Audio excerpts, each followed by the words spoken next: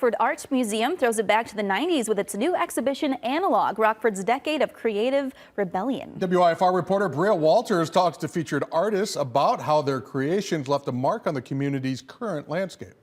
Coming and seeing what artists at the time were doing in Rockford, I think, is just very different from what's happening right now. The Rockford art scene in the 90s was vibrant with opportunities for artists. Scott Snyder, who worked with Paul Harvey Oswald and other groups, says everyone was united. Not everyone was doing the same thing or thinking the same thing, but it seemed like there's a lot of sharing and helping of each other. Snyder's first exhibit was at Cafe Esperanto, a hotspot for artists and art lovers.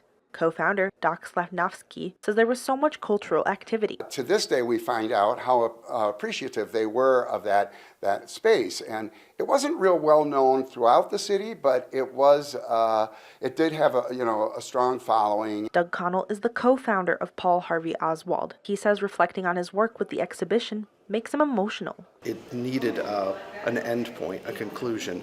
So the fact that it could come together and be a small part of the analog show at the Rockford Art Museum is pretty cool.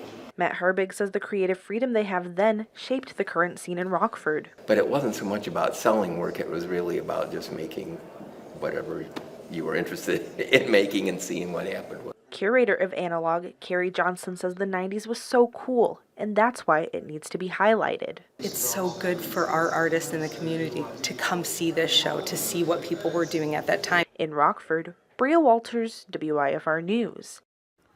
Analog, Rockford Decade of Creative Rebellion runs until September, and it's free to view. The museum will also have lectures the last Thursday of the month with select artists from the exhibit. It's a nice